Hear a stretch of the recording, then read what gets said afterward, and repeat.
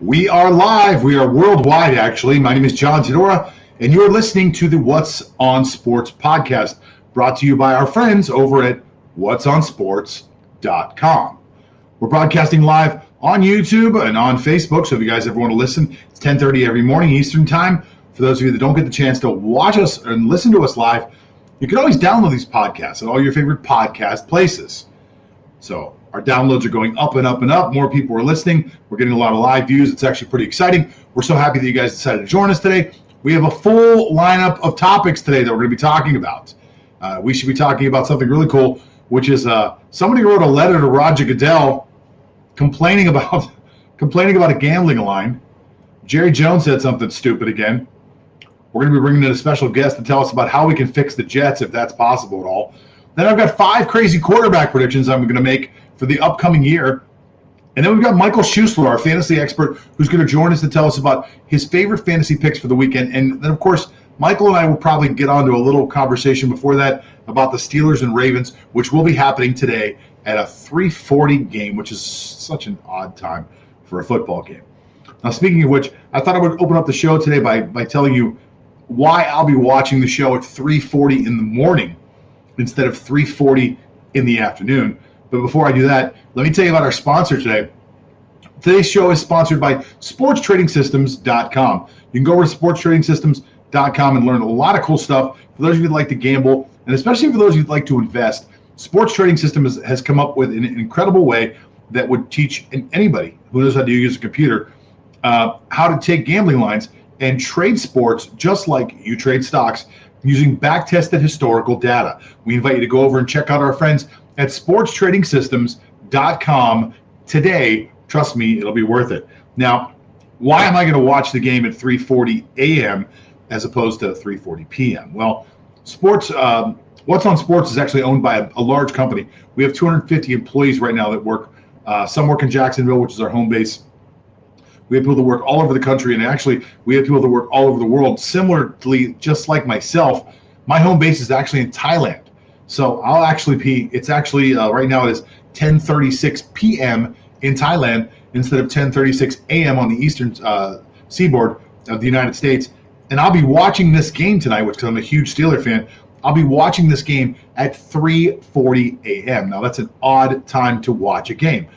Now, I thought 3:40 p.m. was an odd time to watch a game, but 3:40 a.m. is an even odder time. And that's kind of how I always watch the games. Sunday morning, I make sure I sleep in a little bit. I go and enjoy my Sunday afternoon. I come home, I have some dinner, and then I wait around until 1 a.m. to start watching football. And I'll stop watching football until about 10 o'clock in the morning. So it's a very odd Sunday schedule for me. I don't mind it because I work nights a lot throughout my life. So it's kind of cool. Doesn't bother me at all, but I just thought that'd be something interesting to share with all you guys. Now, there's also something else that I want to share with you, which is, and this is actually, to me, there are these terms that millennials have come up with that just annoy the hell out of me. One of which is boomer. Like, I hate when someone says, "Oh yeah, sure, boomer," because first of all, I'm not a boomer. I'm not old enough to be a boomer. I'm in my 40s. I'm not in my 60s. So you've labeled me incorrectly. Second of all, the way they say it is almost like they know something that I don't. Chances are, if you're in your 20s and I'm in my 40s, I probably know a little more than you, simply because I've been around longer than you have. So talking to me that way seems a tad disrespectful. Talking to someone who's even older than me would seem even more disrespectful to me because I would never speak to them that way. One of my favorite terms that people have come up with is Karen. You know, Karen's got a complaint. For years, I owned restaurants, and I always hated the complaints. The people that would call me to their table and just start off with, I cook at home, and I just wanted to tell you. And then it goes on to some story about whatever. It's always the same thing. They start off the conversation by saying, well, I never complain, and I cook at home, and there's, it goes on, or I eat out a lot. And then the complaint goes on, and it's usually some complaint that's fairly unjustified or that is strictly based on their own tastes. They could pick the best dish on the entire menu, the most popular dish, and they've thought of a way to make it better. Okay, well, go home and make it better. We're not changing the menu because you had an idea while you were sitting at a restaurant. How self-absorbed are you? Well, this just happened in sports. I mean, one of the things I love about sports is that people don't usually do that. Sports, anyone who's played sports, follows sports, knows that you just suck it up. That's life. And if you gamble on sports, well, then you have no choice but to suck it up. You have very little choice, as a matter of fact. Well, somehow, along the way, someone thought it was a good idea to write Roger Goodell a letter. This really happened because Monday night, there were some things that happened that made a lot of gamblers upset. Philadelphia was down by 14 points. They scored a touchdown. The line was 6.5 points. So in the gambler's mind, people thought to themselves, well, they'll kick the extra point. It'll be 7 points. Seattle will still be up by 6.5. And by the way, the public money, there was about 70% of the money on Seattle. So most of the world who gambled on Monday night did not think Philadelphia was going to cover. Philadelphia's coach decided to go for 2 because his little analytics chart told him that was the thing to do. Well, most of the internet went crazy. People went insane. People were yelling, screaming, complaining, and I get it. I've had bad beats before. I mean, as somebody who is a professional gambler, literally a professional gambler, I've had bad beats before. But I've never thought I was going to write somebody a letter. And this guy actually wrote Roger Goodell a letter. And it goes a little something like this. To whom it may concern. Let me start off by saying that I've been and this is exactly how it always starts off. I'm a huge fan of your restaurant, but let me start off by saying that I've been an avid fan of the National Football League for a while now. However, I'm beginning to wonder if this league has become, what this league has become. Throughout this season, there has been plenty of evidence to suggest that the NFL is rigged. However, I refuse to believe it. I had faith in my favorite league, but it has quickly faded after this Monday night game. The reason I'm writing for you this is for a variety of reasons. I am sure you are well aware, over 90% of America was on the Seahawks at minus 6.5. That's actually not true. It was about 70%. But he's assuming that Roger Goodell is following the public money at bookmakers all across the world. So this guy's already ridiculous. The score going into the final drive was 23-9, and even with the touchdown, the spread would have still cashed in any normal game. But the integrity of this game was lost before this moment. Throughout the game, once Philly started to moving the ball, the refs were giving terrible spots.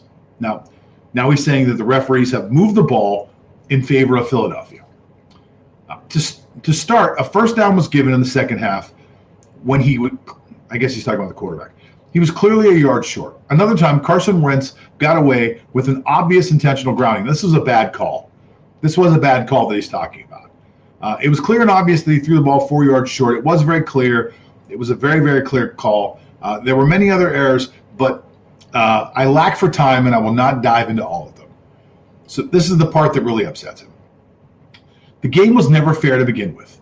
Going back to the final drive, the touchdown was expected to make the score 23-15. Now, this is the guy who knows how to cook, because his next line is, now I've studied analytics, and there's obviously no reason to go for 2 in this situation except for one reason, and the only reason. And that is because Vegas had influence on this game. No, let me tell you something, Mr. Anonymous Concerned Fan. There are many reasons that you would go for 2 here. And one of them would be, we're trying to win. So if I can score 6 points and I'm down by 14, now I'm down by 8. If I can make the 2-point conversion, it's now a 6-point game. If I can score again, I can win. If I don't make it, I can go for 2 again for the tie. So I have put my team in a position to win the ball game. And I'm making that opportunity happen right now. So I'm either going to win or I'm going to go for a tie, but I'm not just settling for a tie because you've got money on the game. This is a Karen move. This is someone who's trying to change the recipe on the menu because they just had an idea. This is a total Karen move. And it's upsetting to me to see that this is what the world has come to because people think that their opinion matters. Well, I'm just going to tell you, it doesn't. It really doesn't. You had a bad beat, sir, or madam, whoever you are. I don't want to insult somebody if it happened to be a woman. That seems like a letter a woman would write. And that seems like a comment that would make a woman write a letter to me. But if that's what you think, if you think that this all happened because somebody was out to get you, or somebody was trying to screw you out of your $20 bet or your $100 bet, you're probably wrong. I mean, you were wrong when you said there were 90% of the money was on Seattle. That's not true. You were wrong when you said that you thought that the ball was spotted incorrectly. That's probably not true. There are a lot of people on the field that would have made huge complaints if the ball was continually spotted wrong. Now, you were right about the fact that intentional grounding on Monday night was absolutely horrible. It was a terrible call by the referees. It was widely criticized. I do not think that all these things compounded led to everything that you're saying. You're trying to connect dots that aren't there. You're the guy who's trying to explain to me how the magic bullet worked, or how the magic bullet didn't work, and how it was a huge conspiracy, which it may have been. I'm not sure. But at least I've seen some information that may make me think that somebody else killed Kennedy besides Oswald. All you showed me here was that you lost some money and you're a bad loser. So you should work on that just a little bit. I want to talk about Jerry Jones. I want to mention Jerry Jones right now because Jerry Jones is exactly what I just defended earlier. So I'm going to be slightly hypocritical here when I say that older people deserve a certain amount of respect. But if we've learned anything throughout 2020, luckily this election showed us that old people are crazy. And we got to watch two candidates that are absolutely out of their mind. And that was the best that we could possibly hope for. And it showed us that those people were fairly unqualified to probably run anything, let alone a country. But there are still some people out there that are of that age that are in charge of things, like Mr. Jerry Jones, who is still very much the face of the Dallas Cowboys. Now, the way I understand it, Jerry does not run the day-to-day operations as tightly as he used to. His son has taken over and started to make a lot of those decisions. But Jerry is still the face of the Cowboys. Jerry is a very smart businessman still. But when you get be a certain age, you just say whatever you want. My mother's a prime example. Wonderful woman. Heart of an angel. Just absolutely fantastic. Most people love my mother. I mean, really. You'd be hard pressed to find someone that doesn't enjoy the company of my mother. She's a nice person. She got into her 70s, and now she just sort of says whatever she wants to. I don't know if she just doesn't care anymore, or if there's something that happens when you hit 73 and you just say whatever comes into your mind. But the same thing has happened to Jerry Jones. Jerry Jones this week actually came out and said during an interview on 105.3 The Fan, Jones was asked about the Denver Broncos and how they recently had to play Kendall Hilton. Kendall Hilton, if you haven't been following it all, and maybe you're under a rock and missed this, the Cowboys were forced to use Kendall Hilton, who was, before the game, listed as a backup wide receiver. Kendall was a backup wide receiver who was on the practice squad, so he wasn't even like the third or fourth string wide receiver, and he was a guy that he just picked up weeks earlier. So Kendall probably, in his defense, barely knew the offense. Now, Kendall did play some quarterback in college. He was a backup quarterback in college. So he never really got to see the field a lot in college either. Kendall was forced to start for the Denver Broncos, and it was absolutely awful. Perhaps the worst quarterback experience of all time. Kendall was 1 for 9, and if you watch the game, he was running for his life the entire time. So Jerry Jones decided to come out and say, and I'm looking because I want to make sure I got this correctly. I don't know if Denver had any more challenges than we did when we started DiNucci or the young quarterbacks that we've had. Now, Jerry Jones drafted a kid named Ben DiNucci, who was FCS national championship for James Madison last year. Decent little college quarterback. Obviously, he is not Tony Romo. He is not Troy Aikman. He is not in any of these guys. He's not even Mason Rudolph, who's awful. But he was what Jones had. He had been with the team throughout the entire preseason. He was drafted by Jones's son to play on the team. So when you try to compare DiNucci, who to me didn't actually play terrible when he played against Pittsburgh, he kept them going. They almost won the game. When you compare that compared to what happened in Denver, you're either making excuses, which is sad, being a jerk, which is even more sad, or you're just so old that you can't keep yourself under control. Like you can't control what you're saying anymore. Now there is a fourth thing. And I'd like to give Jerry a little bit of credit because he's got a little bit of Vince McMahon in him. Jerry knows that if he says something, that he'll get attention. And Jerry's good at that. And that's what happened because people freaked out. So there are four things that could have happened there. I'm going to go with Jerry's an older guy now. And by the way, I've met Jerry Jones, Blue Martini, Fort Lauderdale, had some drinks with him. He's a really, really nice guy. Jerry Jones travels in an entourage of like 9 beautiful girls, always with him, a huge group of people. He pays for everything. He tips great. He's a really, really nice guy. But I think he's a little bit too old and a little bit too crazy to be on radio anymore. Now, speaking of a crazy, we're going to go into our next subject, which is recently on the What's on Sports website, we wrote an article talking about just how bad the New York Giants are, just how bad the New York Jets are. We had an artist do a fantastic rendition of the Statue of Liberty with a bag over her head as she was trying to watch a game. I thought that was a really clever idea, whoever came up with it. And we have an article that was written about how bad these teams are. But one of our head writers came up with this really, really great topic talking about how he would actually fix the Jets, who I think are unfixable, by the way. I absolutely think they are unfixable. But our next guest has thought of a way that he can actually fix them. So we're going to listen to what he has to say. I don't know if I'm for or against, but he thinks he can fix it. His name is Lance Fernandez. He currently works with us over at whatsonsports.com. There he is. There he is, looking good with you. I like your background.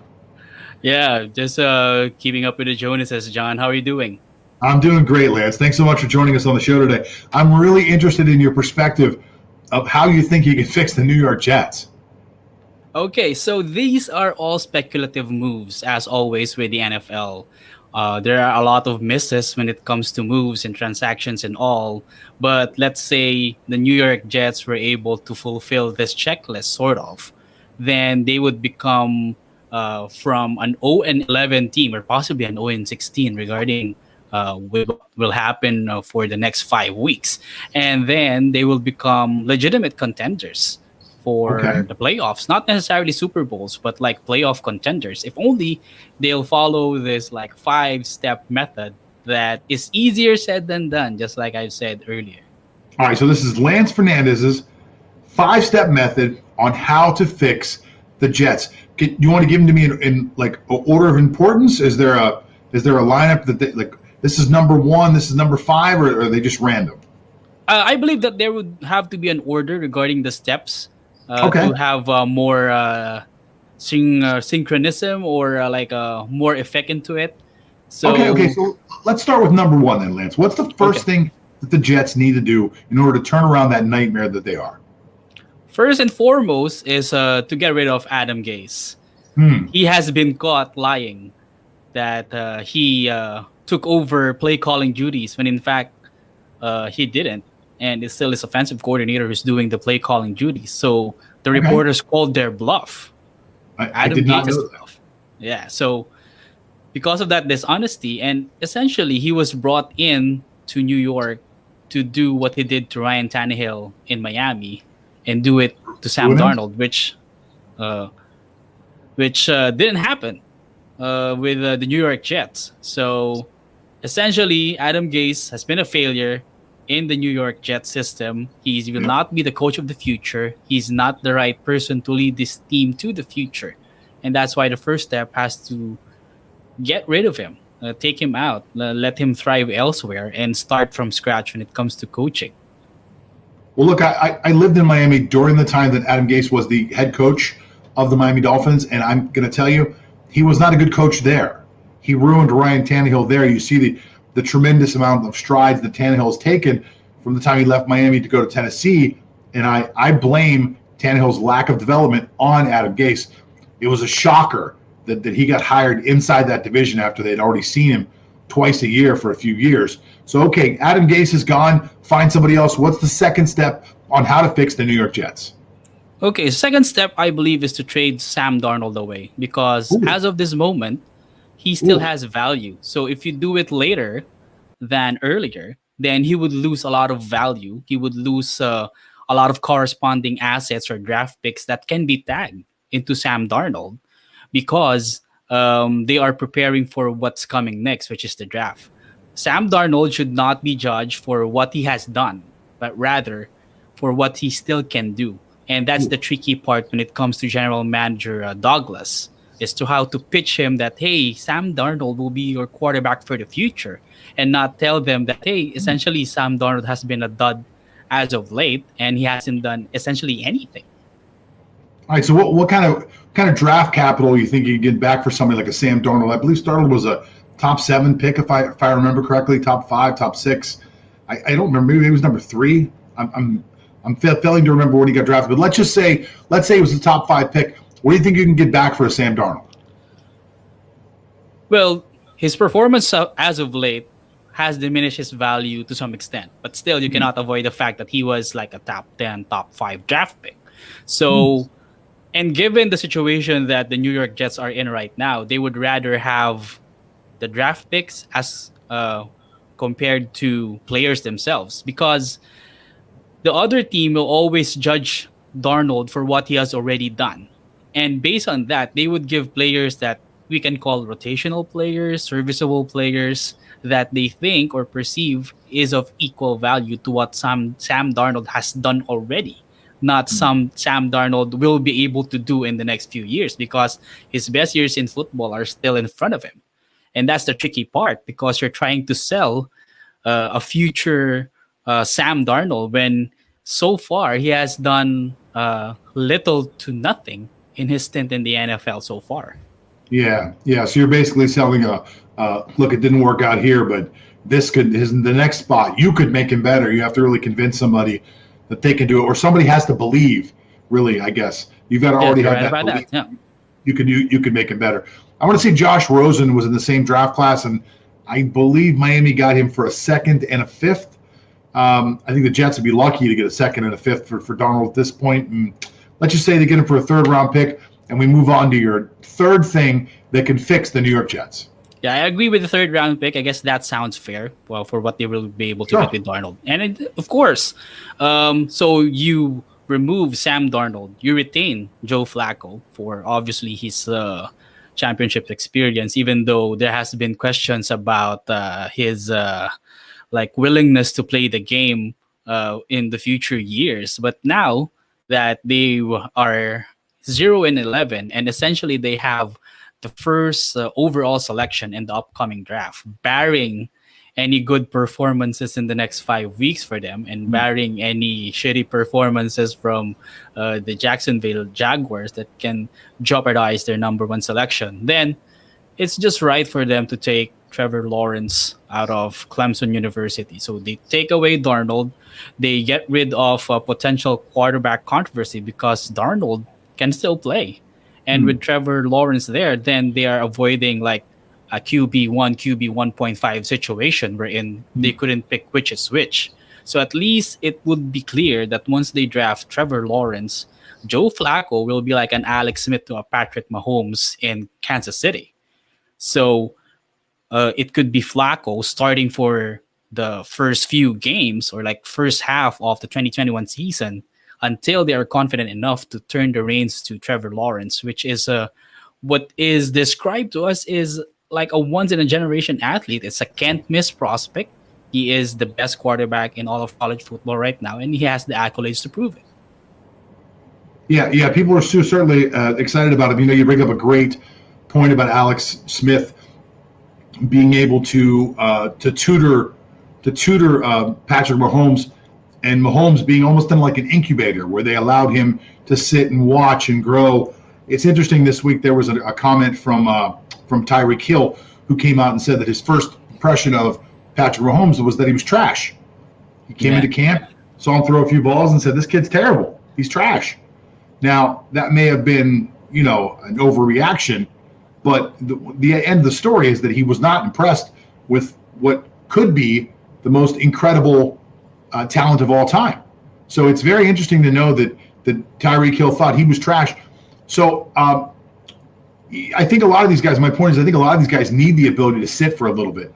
Joe Burrow unfairly was put out there right away and didn't get an opportunity to actually sit and learn from anybody, and that may hurt him in the future. So we've got 3 or 4 things off the list right now. And I love what you're doing. You're getting rid of the quarterback. You're getting rid of the quarterback. Get rid of the coach at the same time. Everybody comes in at the same time. You've got some draft assets back from what's going on. Now, what's the last things that you're going to do for the New York Jets? Okay, of course. Yeah. So you already have your quarterback. It's the most important position in the team. But as we all know, in football, quarterback alone couldn't win you a title. So what you do next is to get complementary players that can help ease the burden of Trevor Lawrence moving forward into the future in the next seasons. So that's why, based on the lineup of the New York Jets right now, and based on all of the offensive and defensive stats, the most glaring parts of their offense that needs much improvement and much help is the backfield. Well, Frank Gore is like 565 years old already. So they need somebody younger to bolster that backfield attack so that it can open a lot of paths and a lot of routes for Lawrence to exploit in the future. And that's why they have to draft somebody out of Memphis. Kenneth Gainwell could be a potential running back that could be a 3-down back, and pair him with someone like a Michael Perrine. And then you have your nifty backfield with Perrine, or nifty running back with Perrine. And you have a starting running back with Kenneth Gainwell. So that solves your backfield already. And nice. The good thing about the New York Jets right now, they already have a Denzel Mims, which is an up-and-coming wide receiver. So they already have like a wide receiver one. But it would be nice to pair him with another wide receiver, so they can get somebody in the latter rounds, another wide receiver that can complement, possibly a slot receiver, because Mims will be your big gain receiver. So that opens up more path for the New York Jets, more routes to be able to put on their playbook. And then they also suck when it comes to the run game. And it's not solely the role of the running backs. Of course, you have to bolster, you have to improve your offensive line as well. And one of the better prospects when it comes to the O-line is Creed Humphrey out of Oklahoma. So imagine if they get Creed Humphrey and you get Gainwell and they get another good wide receiver, and that's a massive upgrade for the offense already. And then the part of the defense, they are some of the worst when it comes to both pass and run defense. The New York Jets, that is. So they need a lot of... I'm laughing because, they're 0, what are they, 0-10 or 0-11? 0-11. So 0-11, you've literally just... You're like, so they're terrible here. They're terrible pretty much everywhere. Like you just... Yes. I think you need more than 5 things, but I'll let you continue. Yeah, I'm just bunching up all of these steps together, but I guess this 5 can be easy, like 65 or 75 regarding on what happens during draft day and all of the days prior to that. So I've just simplified how to fix the problem that is the New York Jets. It's not easy, but at least this is a 5-step plan. So, of course, after improving your offense, you also have to improve your defense, right? So it all starts from the trenches again. So luckily, they already have a good nose tackle with the New York Jets already. They already have him in, Fatu Kazi, who is a decent nose tackle. So pair him with another edge rusher, maybe 2. And then you have a threatening D-line already that can rush the opposing team's quarterbacks. And the Jets are also last when it comes to pass defense. So a quarterback or a safety that they can pair with their existing lineup or can improve their current lineup would be a big upgrade for their defense as well.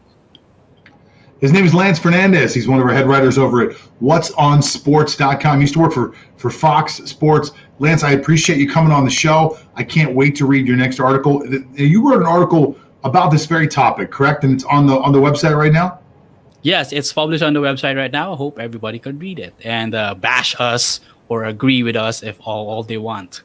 I'm sure there'll be some New York Jets fans that will probably agree with almost everything you said there. Lance, thanks so much for coming on the show. It was great to have you. Yeah, my pleasure, John. Always my pleasure. It was Lance Fernandez. He's a good guy. Good guy. Loves sports.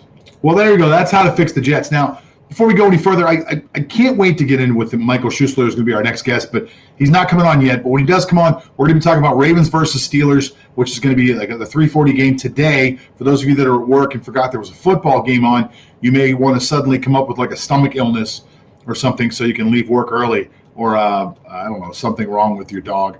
I don't know. It's up to you to come up with your own excuses. That's not really my job. I'm just telling you that it's almost time to come up with one. I do have something that I want to do before I go further, though, which is I want to talk about a couple crazy predictions that I've come up with. And these are my 5 quarterback predictions for 2021.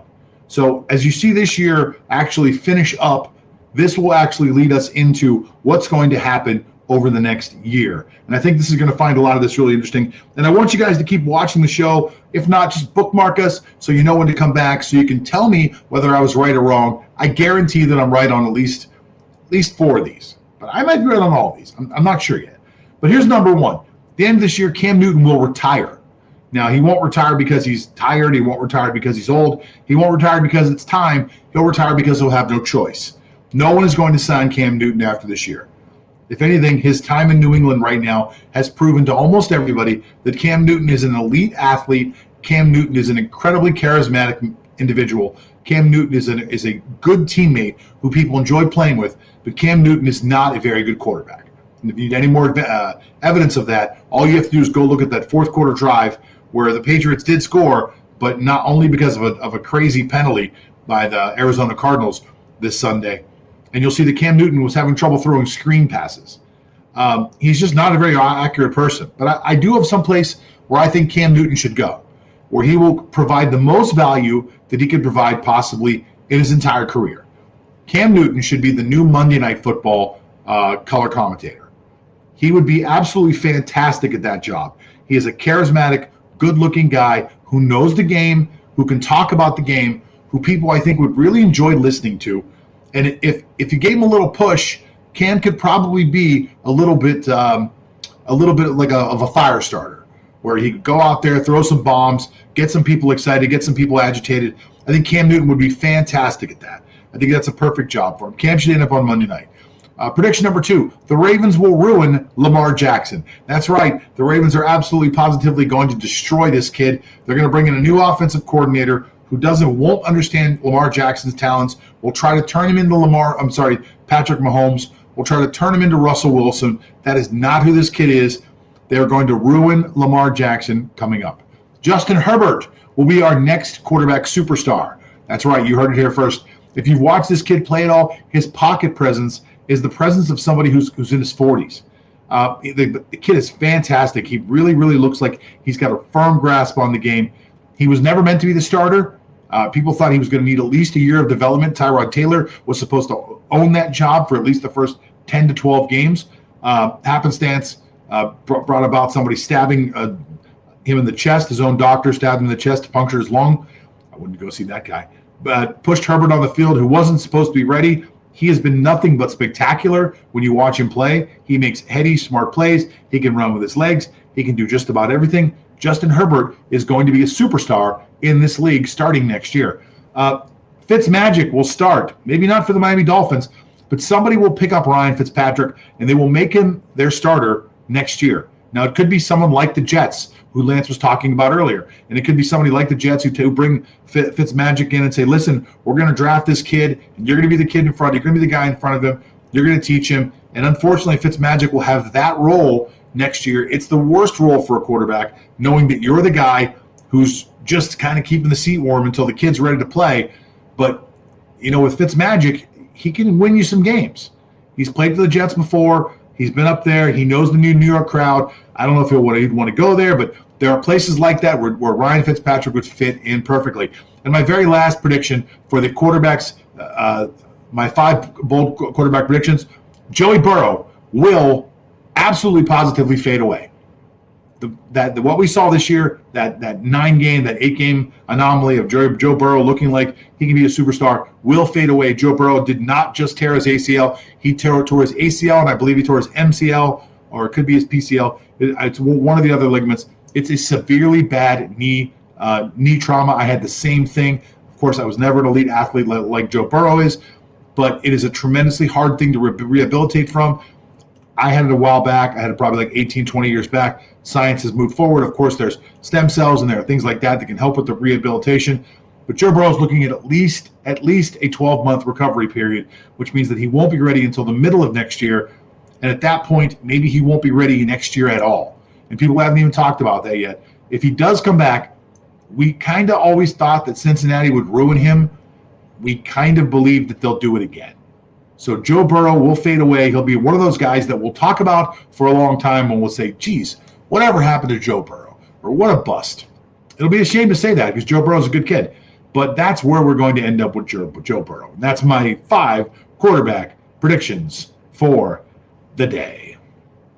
Now, we have one more special guest coming up today. I want to thank you all for listening to the What's on Sports podcast. You guys can go over and visit the website, which is whatsonsports.com. You can, if you're finding us and listening to us on Facebook or YouTube, don't be afraid to subscribe. Don't be afraid to like the page. Don't be afraid to follow along. We bring you live podcasts every day at 10:30 in the morning, and we also bring you lots of really cool content, which you can find on the website, and we'll put links on the social media pages as well. For those of you that have been listening, I just want to tell you before I bring on our next guest that this entire show is sponsored by our friends over at sportstradingsystems.com. If you want to learn how to trade sports like other people trade stocks, you can go over to sportstradingsystems.com, and our friends will show you exactly how to do that. And I'll give you a little hint. It involves back-tested historical data similar to the way that people trade in the stock market right now. If you want to learn all about it, go over to sportstradingsystems.com. It could make you rich. Could. You never know. Anyway, so we do have one last guest coming up here. Now, normally I bring on Michael Schussler because there's one thing that he's better at than pretty much anybody on earth, and he is what we like to call a fantasy expert. And there he is. And I usually bring him on because I love to talk about fantasy. And Michael, every time he's here, leaves me with like a nugget or two that really helps me. And in an effort of full disclosure, over the last 2 weeks, I have been following what Michael's kind of showed us on the show. And 2 weeks ago, I think I won a little under $600. Last week, I won a little bit over $600. Each week, I invested about $100. It was really awesome. I didn't use the exact picks that he told me about, but I used the things he taught me, and it really worked out. I was super surprised. Michael, thanks for coming on the show, man. Hey, thanks for having me, John. And of course, congrats. I'm glad you're out there making money using my price to profit algorithm that you can find on our website at whatsonsports.com. Every week I go into my favorite daily fantasy plays. It's all about the value. And I know you've been taking advantage of that. I love to hear it. Did I hear you say that you and Joe Burrow, you're not the same kind of athlete? Because that's surprising to me. I kind of saw you guys as very similar, same body type, same height. You'd recognize my athletic ability. Yeah. So that's interesting. But I'm glad you're making money, in fantasy sports at least. Joe's a little taller than me. I think that's why I don't carry the weight as well. Huh. He's got an extra probably 4 inches on me. I'm only 6 foot tall. I want to say Joe Burrow is 6'3", 6'4". So you stretch me out a little taller, I'm going to look a lot more athletic than I am. Same arm though, right? You same arm, skills. Well, I have an arm. I'm not sure I could throw a ball quite that far. The thing about Joe Burrow is he's got really one thing that you have that he doesn't. Yeah, well, of course. We're not going to talk about that on the show. Joe Burrow's got long fingers. I've got shorter fingers but a wider hand. So I want to I know it's hard to tell the difference between us. But listen, I brought you in a little bit early today, and I do want to dive into all your fantasy stuff. I do, because I've kind of teased everybody with the fantasy stuff, but I want to dive into it head first. But before we do, for those of the people out there that don't know, maybe watching for the first time, I am a huge Steeler fan, and Michael is a huge Ravens fan. Oh, actually, all things Baltimore. All things Baltimore, and I believe you're a Washington Wizards fan. Is that correct? Yeah, I'm kind of forced to be. Truly, I love the Golden State Warriors, but it's almost like a crime to say that, and everyone's like, ugh. But I've been about Steph Curry for 7 years, so we don't even have to get into that. But yeah, all things Charm City, baby. Hey, let's go O's. Okay. Okay. So today's a big day. It's also a weird day. So there's a lot of things going on. Let me see if I miss anything. You can correct me along the way. Yeah. Today's one of the. I don't know if I've ever seen a Tuesday game, especially not one between the Steelers and the Ravens, right? Well, it's Wednesday. First of all, I know you're in Thailand, so it might be Tuesday to you, but it is on the East Coast. It is a Wednesday, 3:40. Eastern Standard Time kickoff, and that's probably I guess that's worth a Google search. I don't think there's ever been a Wednesday football game in the NFL. All right, and it's a super odd time. I don't think I've ever seen a game during the week that's a 3:40 p.m. start time. I have no idea who picked out that time. Right, that's a great point. I mean, why can't this game be played, at 7 o'clock tonight, or or 8 o'clock during prime time? I mean, if it's not Thanksgiving, obviously, then you'll have a weekly day game. But yeah, definitely something feels weird about this.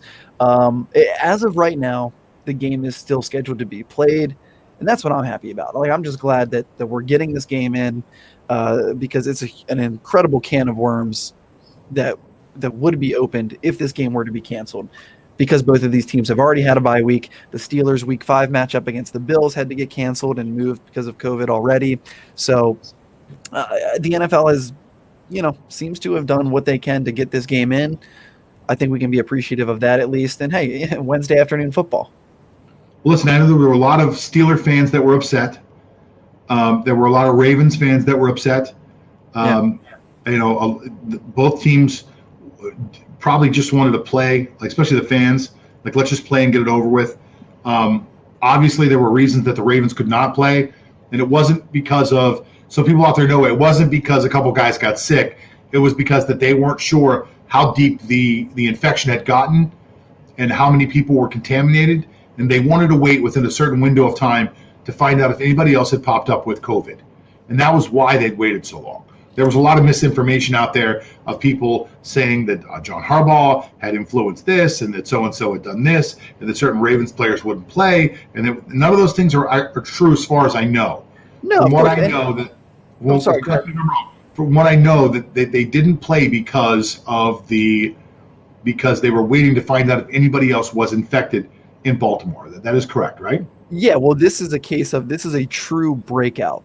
Where I think got 18 total players and then maybe a dozen staff members, tested positive for COVID. So it's not like, people were comparing it to the Denver situation, saying, "Oh, God, Roger Goodell's making Denver play without a quarterback, and it's Lamar, so of course they're going to try to push this game back so everyone can watch Lamar play, and because Lamar is, Rodgers' baby or something like that." First of all, Lamar is still not eligible to play this game, so you can throw that out the window. Right. Second of all, like I said, this is a major outbreak. This wasn't an irresponsible move from the quarterback squad like in Denver, where they were all kind of sitting together, not wearing masks, and one of them tested positive, so they were all immediate close contacts. Obviously, this was, as far as we know, all the protocols were followed by the Ravens, but this is a pandemic, a disease that unlike we've ever seen. So there was an unfortunate outbreak that happened, very similar to that happened to the Tennessee Titans earlier this year. That game was canceled and pushed back. But like I said, they had the bye weeks to kind of lean on for that. The Ravens and Steelers have already used their bye weeks, so they've really tried to do all they can to switch the schedules, get this game in, and I'm proud. Yeah. So let's talk a little bit about the game now, because a lot of people don't realize that some of the Ravens are actually still not able to play. Now, there was a report earlier that I believe you told me about, that certain guys are actually cleared now. They no longer have the virus, and they're cleared to play, but they still won't be playing. Can you fill us in on that? That's correct. So I had got an alert this morning that both J.K. Dobbins and Mark Ingram, who have successfully completed the close contact, the COVID-19 protocols, and they've done everything they need to do, they are eligible to play in this game. However, they have not traveled with the team to Pittsburgh as of now, and I don't believe that they will be at all. Now, it was always kind of, even if they did follow the protocols and submit consecutive negative tests, which they have, they would have had to travel separately anyway. They were already not going to travel with the team, just to further precaution. But not only that, so they've done everything right. But it seems that even though, like I said, they did put those positive tests in, they're not traveling with the team, and it looks like it's going to be all Gus Edwards tonight. So they're driving that Gus bus all the way. So for the people at home that don't know, so that there is no Lamar Jackson. No Lamar Jackson. Let's say Ingram and Dobbins are 1A, 1B Yep. I mean, I don't know. I guess Ingram's 1, Dobbins is 2. To me, Dobbins actually looks like he's played a little actually better than Ingram recently. Definitely. I would call them 1A and 1B in your backfield. You're a run-heavy team with a running quarterback. You won't have your quarterback. You won't have 1A or 1B. And there are other people you won't have, but we don't have a lot of time, so let's just focus on that. It's a 10-point game. Like, that's the spread right now. It started off at a 4-point game. It went up to 6. Now they're talking about a 10-point game. I don't recall a Pittsburgh Ravens game that's ever been a 10-point game. What do you think the Ravens' plan is tonight? Like, besides running for your lives to make sure that you guys can stay alive here, because 6-5 would be the death knell. Your season would, in my opinion, your season would pretty much be over. There would be no playoffs at 6-5. It'd be very tough to climb out of that. 6-5, no Lamar Jackson, no Dobbins, no Ingram, playing the Pittsburgh Steelers at home. All this stuff has happened. You've had barely had any practice. What's the plan? Well, I mean, that's a great point. The Ravens are now 2 games behind the Browns, who won. If they lose this game, if the Ravens do fall to 6-5, they'll be 2 games behind the Browns, and they will not have a playoff spot. It looks like so. Almost every game from here on out for the Ravens is a must-win. That's a great point. I don't know if I've ever seen a spread that wide for a Steelers-Ravens game that is always kind of a knockdown, drag them out. AFC North. These are 2 of the best rivals in sports. Just really quick, you never see a 10-point spread in the NFL. Period. That's very rare. Let alone between 2 teams. Even when the Steelers last year were not good, it still wasn't a 10-point game. On years when the Ravens haven't been their best, it's never a 10-point game. Never. Those games are always close. So this is going to be very interesting to me. So I think well, just to answer your question, what do I think the Ravens are going to do? Yeah, I think they're going to give it to Gus Edwards 25 to 30 times and just try to maintain possession of the ball.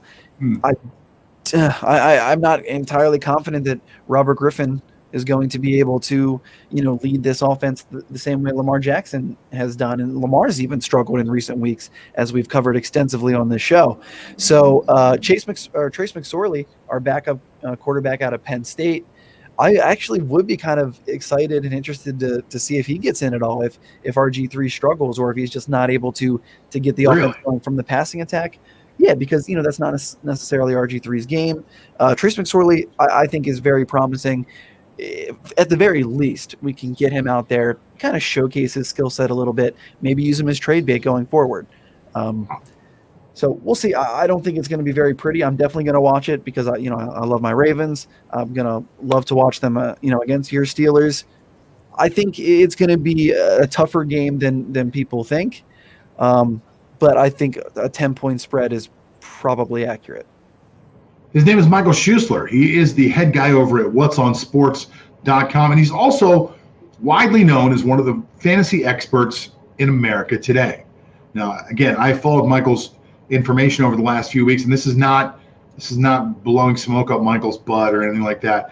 I literally followed what the way he showed me how to play fantasy football, which I rarely play, over the last few weeks.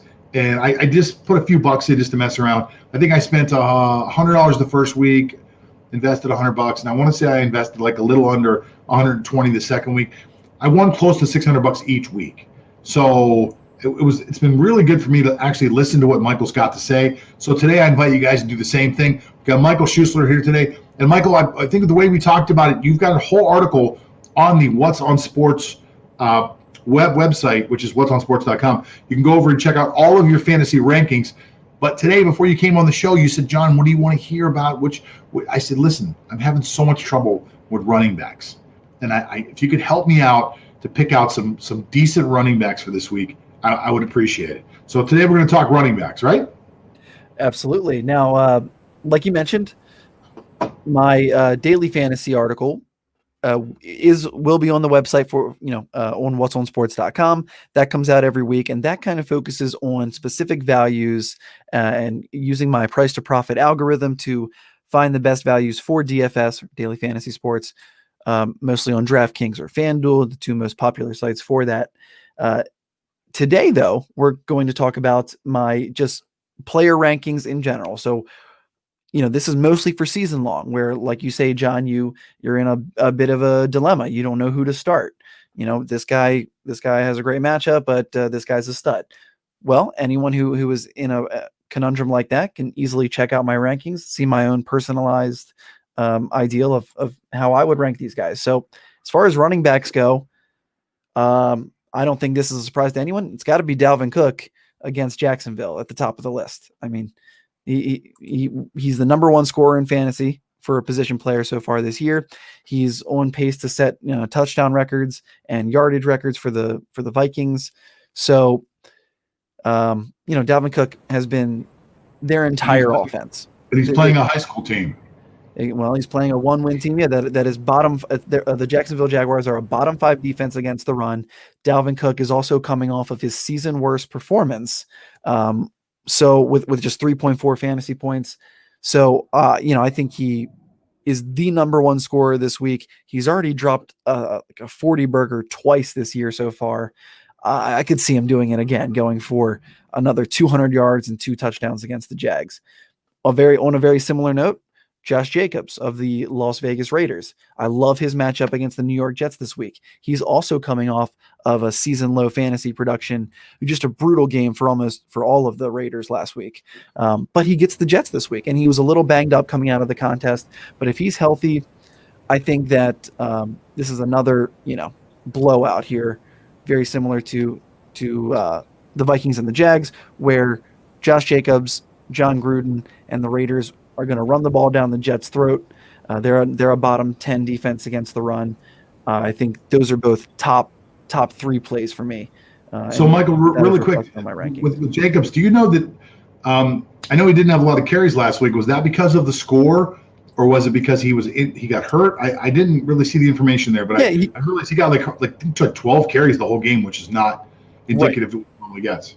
Yeah, so it's a season low for him. I think it was a mixture of him being a little bit banged up. They were able to get Devontae Booker in there on a couple of different series, and he just wasn't able to get those goal line carries, which is really where he produces. Is on the goal line. That's what makes him so valuable.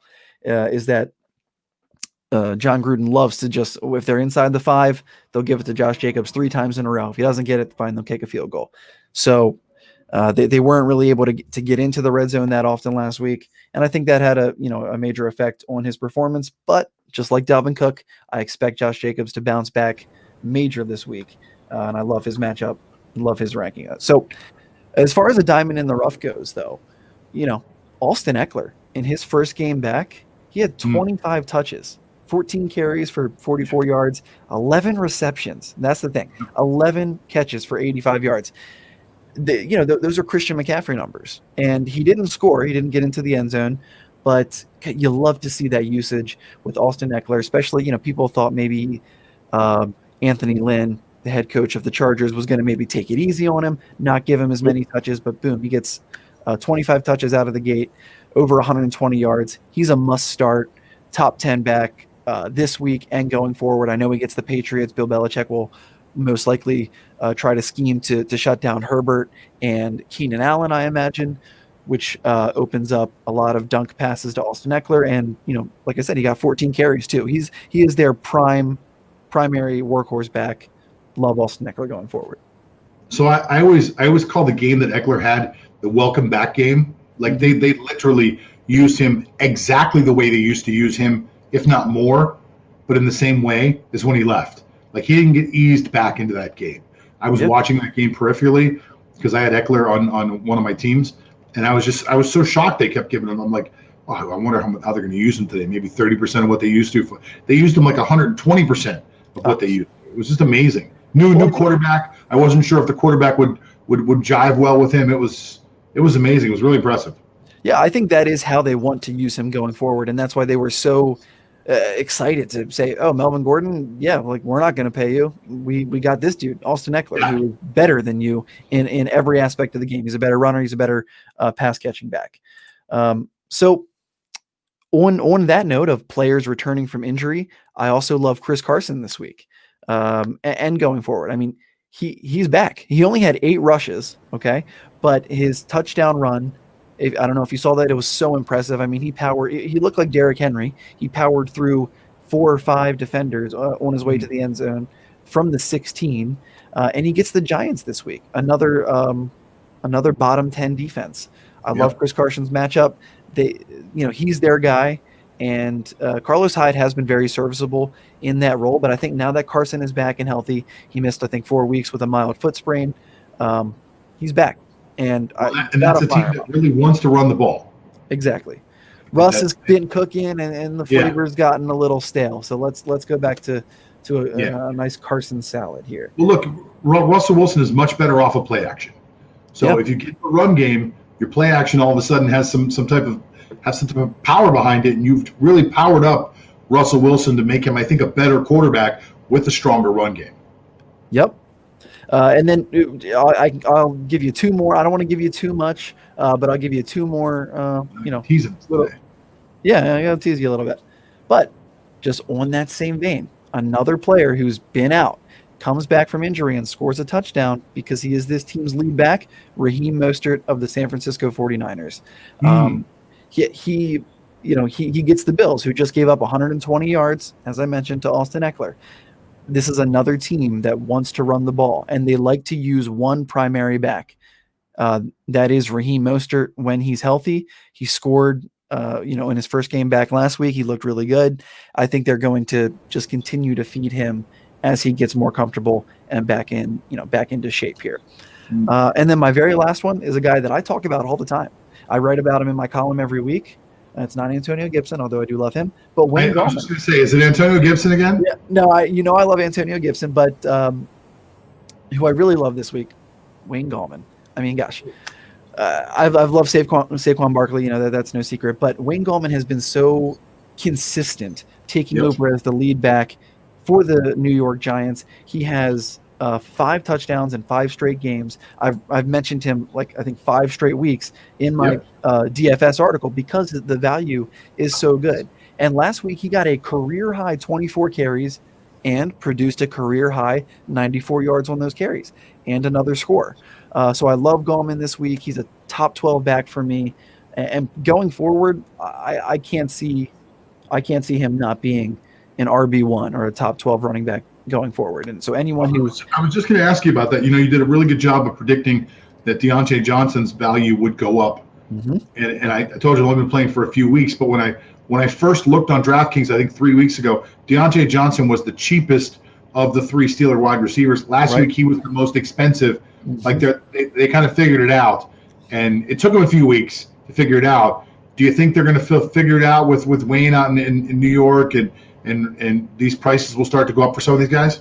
I mean, I hope not, because I love using Wayne Gallman for $5,200 on DraftKings.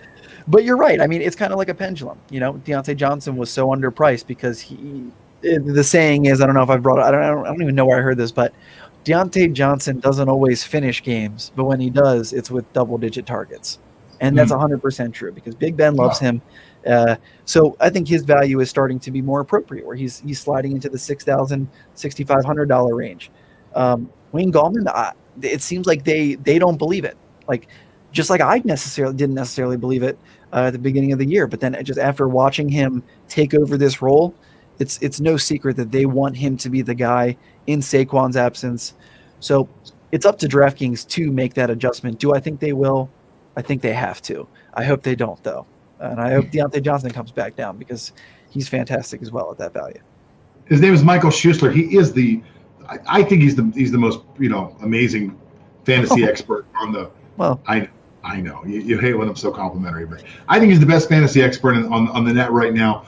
A lot of people are following what he's doing. People are making money, including myself. I want to thank you so much for being on the show and giving away all that free information. And I want to remind everybody that the information that Michael's talking about, that he wrote about for whatsonsports.com, is all on there for free. There's nothing that we're trying to sell you here. We're just trying to give you some really cool and positive information that can hopefully help you guys make a little money. Michael, thank you so much for coming on the show. I would say good luck today for the 340 game, but I would not mean it. So I do not want to say things. I don't want to say things. Don't mean. Thanks for having me. It's gonna be fun to watch, I think. Yeah, we'll see. It'll be interesting. I just want to say one more thing about the game. I find it so odd for a corporation like the NFL that they didn't take advantage of the fact that they could have made what seemed to be a decent amount of money for advertising revenue on a Wednesday. Instead, put the game on at 3:40 in two working class towns like Pittsburgh and Baltimore, where everybody's working until 4 or 5 o'clock and can't possibly be there for kickoff to watch the game. Like, why would you not put the game on at 5:30? Let people rush home and at least see like a good part of the game. People that live in the city, work in the city but live in the suburbs will never see the game. By the time they make the drive home, it's ridiculous. That is, and you mentioned the time. Think about people on the West Coast.